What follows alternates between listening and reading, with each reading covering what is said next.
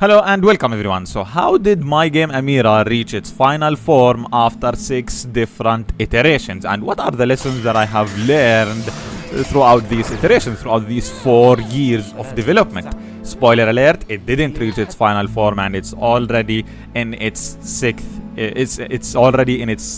iteration. But of course, like throughout this video, you will hear me speaking a lot as if it's 6 different times, but that's because while I was making this video, Amira was already in its 6th form and I didn't know it would reach its 7th, so that's a problem. But yeah, throughout this video, you will hear me speaking as if it's 6 different iterations, but they're 7th, and the 7th will be at the end of the video, of course. So what are the lessons that I have learned? Let's see. A little bit of a background first of all.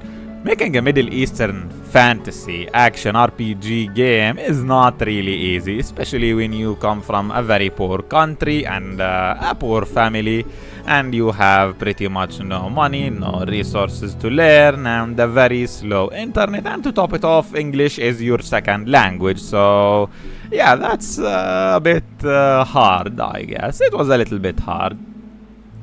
So I had to rework Amira 6 different times until it's close. I feel like I'm on the right track, on the right answer, and on the right path. So let's go back far back until 2017 to the very first iteration of what is now to become Amira.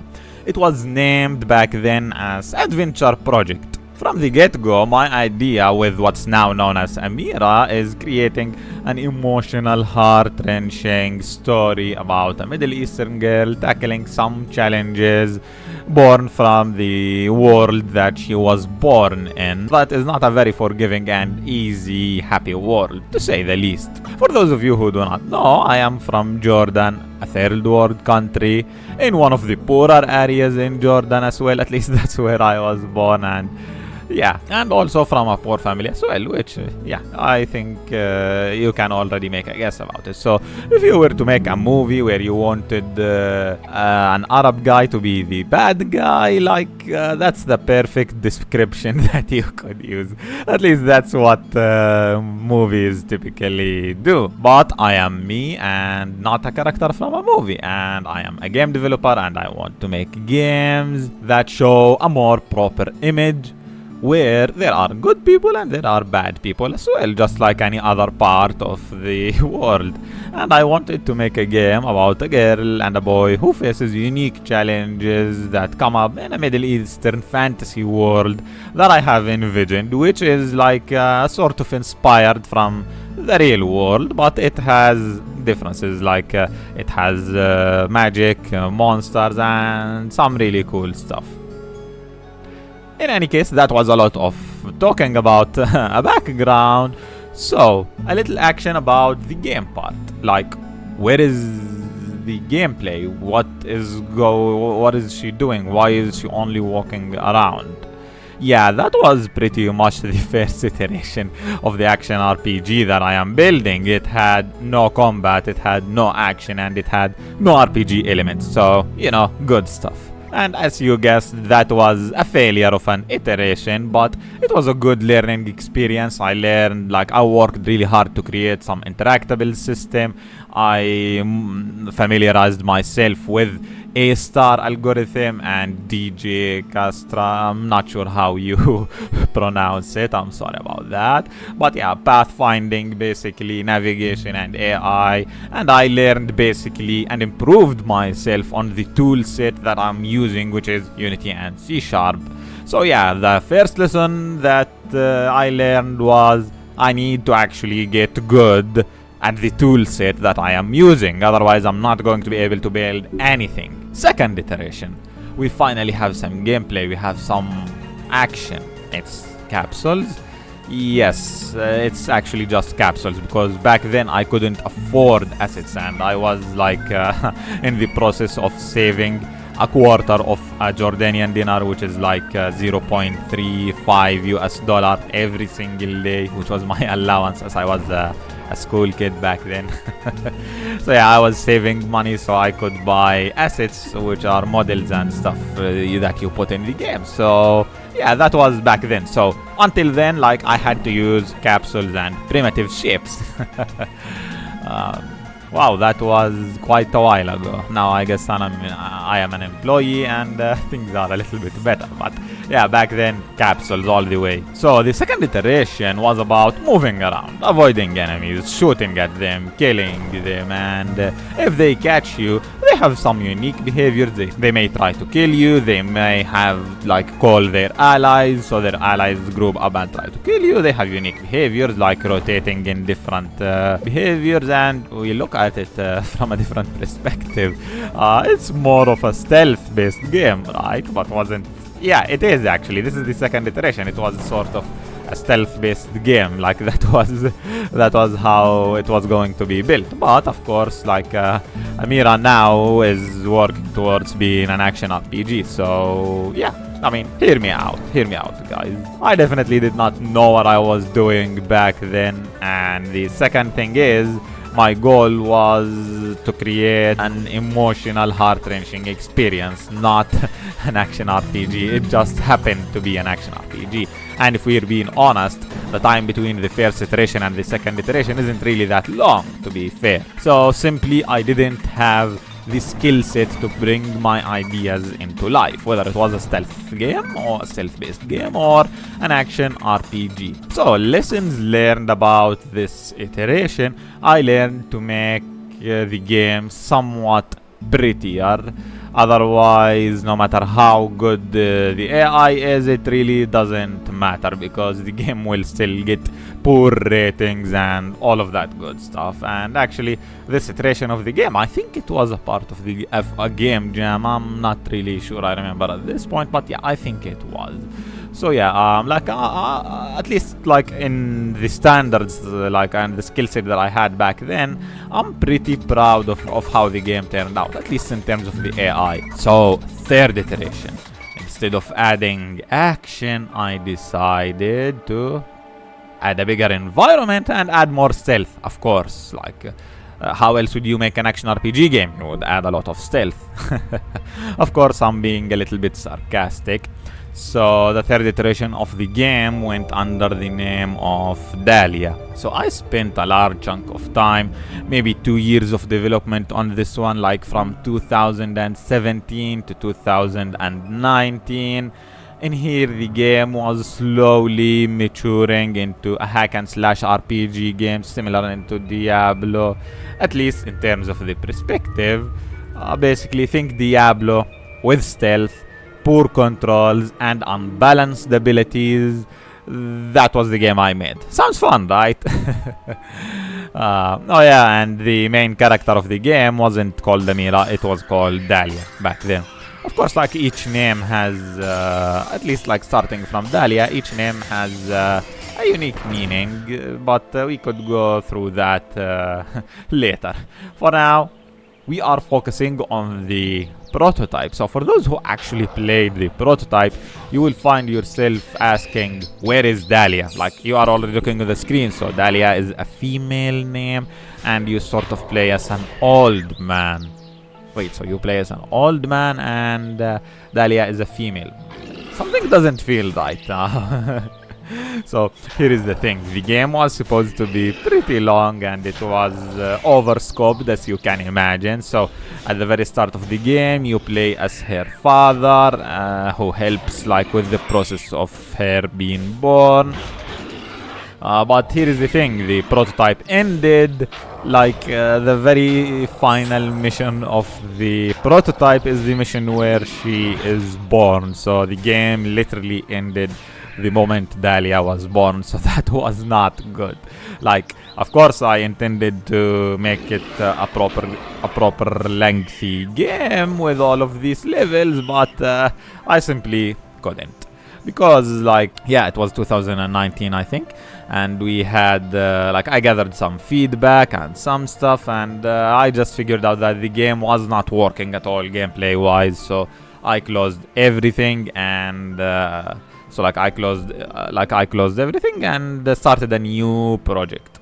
But of course, I learned a lot of things, so many things. I learned so many things about building advanced AI systems, and the fact that I have to take care about the visuals and create an art direction rather than whatever it was that I was doing, which was just throwing whatever assets I could afford, which wasn't a lot. It was like 2 or 3 packs from 3D Forge. Yeah. And you could see like I mashed low poly models with highly detailed textures on terrain. So yeah, I learned the hard way that I needed a good art direction. But to be fair, even the story back then was quite different from what we have today, but the core was the same. I wanted to explore story-driven games that speak about some unique challenges that we have faced in our lives and cultures. You know, games inspired by serious games inspired by our lives that we live in.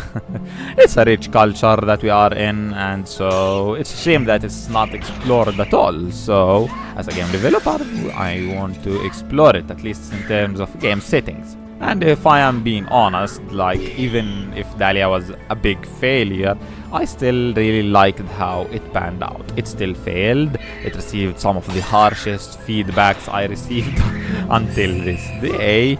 And I was at a splitting point, like should I just quit game development or should I just continue? But yeah, I learned a lot, most importantly. So, to summarize, lessons learned about this iteration: gather feedback early to improve the gameplay and the feel of the game, but do not change the vision of the game. You need to make the game feel good, even if it has acceptable visuals, it won't matter. That's the core lesson that I learned. And the secondary lesson, which was more of a bonus objective, like I learned now that I look back on Dahlia, but I didn't learn back then, which is the art direction. You need an art direction. You can't just put assets and expect things to look good. So sadly, things didn't continue really well, and my decision was to give up on game development. Point. So wait, if I quitted, then what am I doing here? So here's the thing. I did quit, and all of a sudden I had so much time to go and hang out with my friends, have parties, do some sports, and you know, have a very fulfilling type of life and stuff. But yeah, so that didn't work out. It's harsh. The reality is harsh. So in reality I had nothing else to do. So even though I quitted game development, I still had so much time on my hands, and I decided to start working on a new project, because like what else, like it. Yeah, sadly. Sadly, that's how it ended. So now, Amira and Their Honor was born. And that's what the game was called back then. So in early 2020, Amira and Their Honor was born. And it's the game that I'm currently building. So from 2020 until today, it's been, early 2020, late 2019. It's sort of 3 to 4 years. Amira basically had, she wanted to protect her family, or the land of her family, from occupiers, or in this case, monsters, until one day she realized that her life is pre-written for her, and thus begins her fight of wanting to write her own life with her own hands, while keeping her morals and values, and on top of it, while protecting the lands of her family and trying not to be killed by monsters. So, or actually not monsters, like in game they look like monsters, but they're in fact human occupiers, if that makes sense. But I give them the visuals of monsters.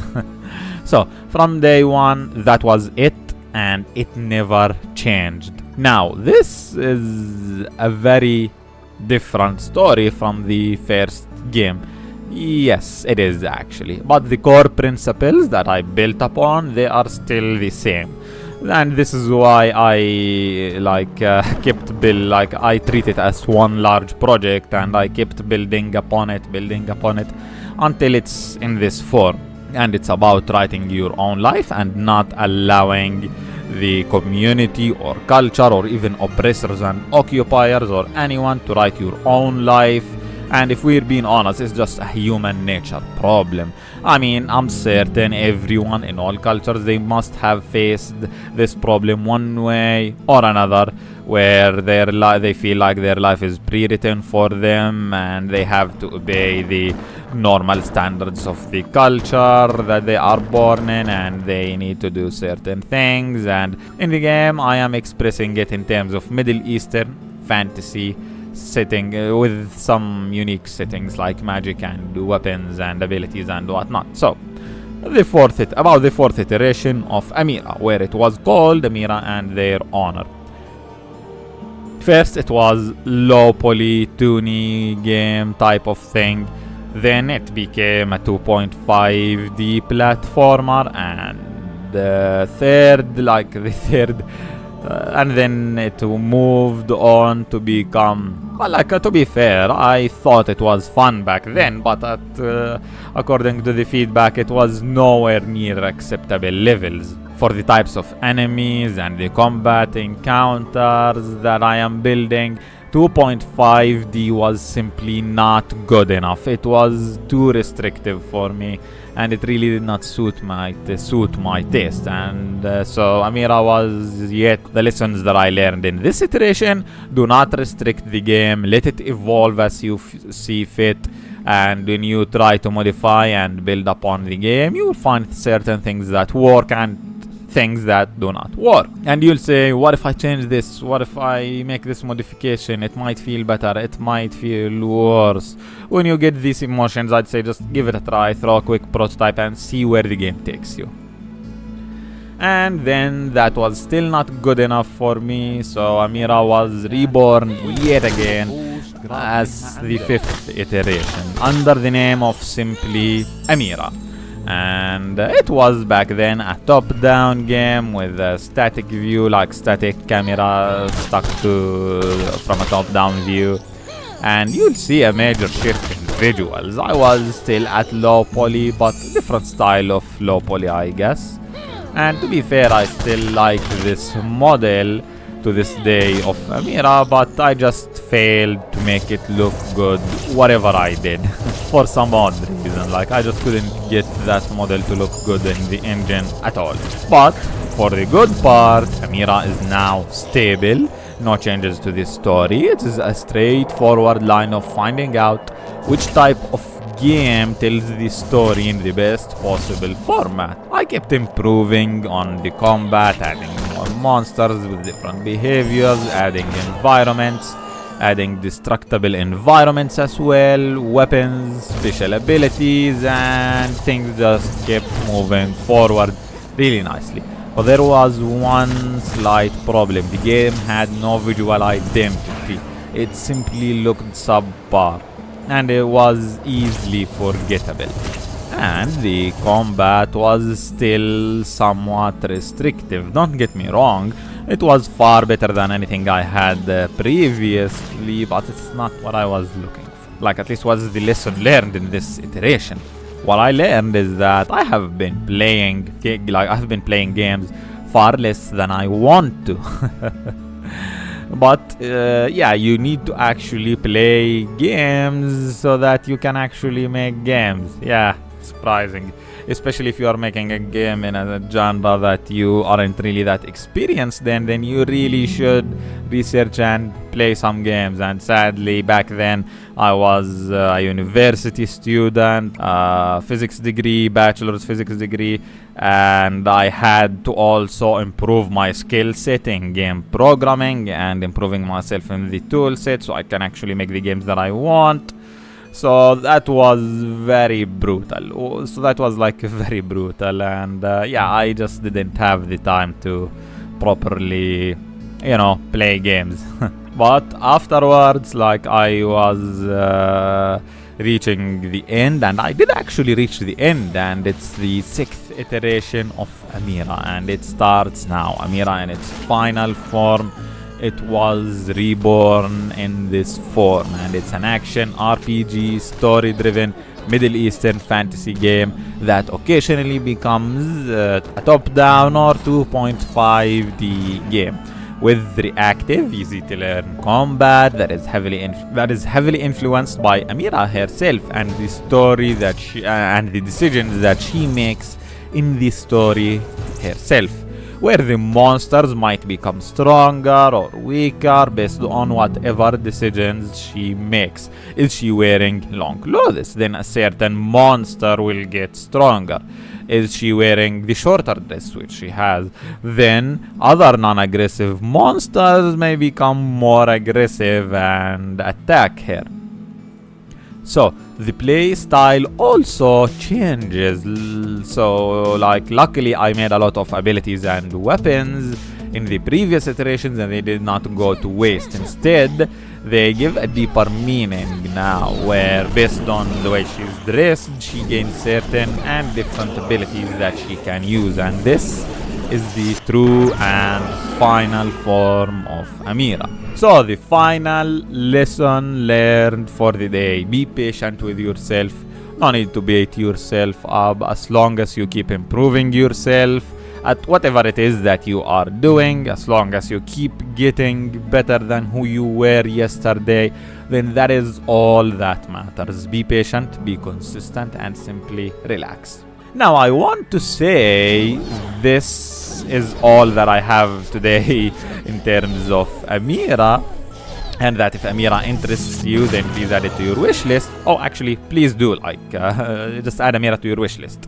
But sadly, this devlog has taken far too long to make, that Amira is entering one more iteration actually.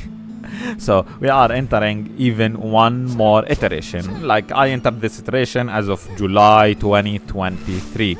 So I learned one key important lesson in this new iteration, and it is do not listen to player feedback. Now I know, wait one moment, I know this sounds very contradictory with things I said previously, but hear me out.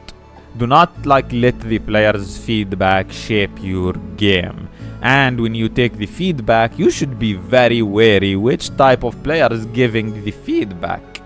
In my specific case, I was gunning for the wrong audience. I was aiming for the wrong audience. So Amira, it has been in development since late 2019 and early 2020. And since then the game has gone through many iterations, as you saw. So throughout this time, I was sharing posts and development logs and small quick 1 minute, 2 minute videos across the media and all, and I gained a little bit of following. But here's the thing: most of the media that I was sharing, it was and the following that I gained was actually in the local Middle Eastern market, and the specific group of players that my posts ended up reaching were the players who are addicted to a certain type of game, like the FIFA games, the football games, third-person shooters, and Call of Duty. Now, to be fair, back then I did not know any better, so my game was slowly being mutated into a third-person game because I was listening to feedback from not my target audience, from a target audience that I reached by mistake, that I shouldn't have reached, that I should have known this is not the core target audience of my game, so I shouldn't have listened to the feedback. But that specific feedback, that is the feedback that turned the game to third person. But I didn't know any better. You saw, it was a long journey, and it's a learning process. You get better, you learn. Now, of course, that was still not so bad because the core of the game, which was the story, it did not change at all, and that's cool. But the problem is that I myself didn't play many third-person games aside from Nier and Drakengard.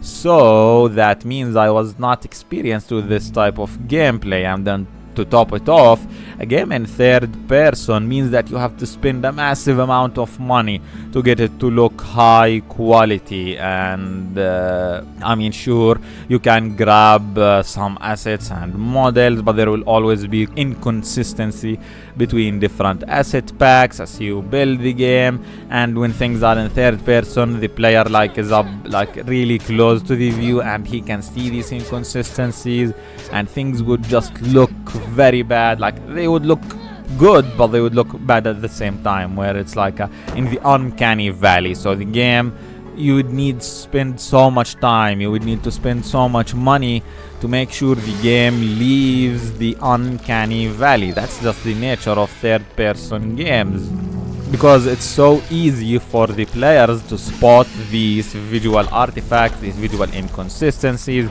When you have a rock model that is different, that is a lower quality than the other models, it just breaks the immersion really quickly, and that's just not acceptable. So this meant one thing: I would need to spend at least 4 more years developing the game, which is something that I do not want to do at all. And it also meant I needed to modify the gameplay more and more to keep matching this third person view.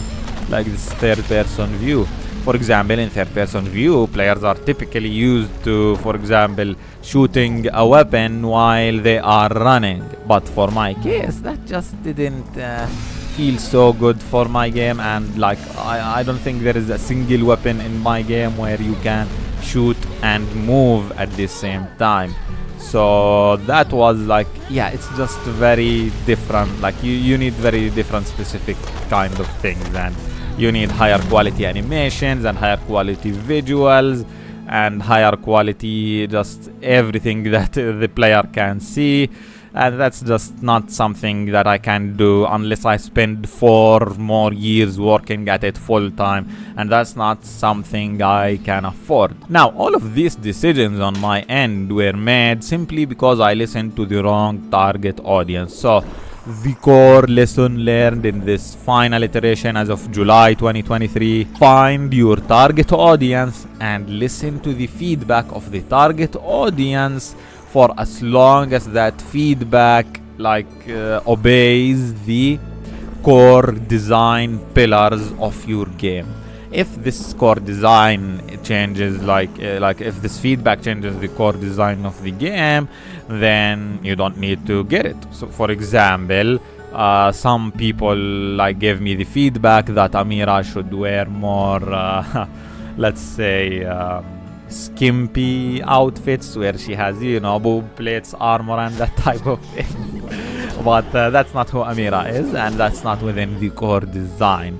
And of course there was also the opposite, where some people would actually send me messages and tell me that Amira needs to wear more conservative. Really wasn't who Amira is. This is who Amira is as a person, so I simply couldn't listen to that kind of feedback, and she stayed as she is for now.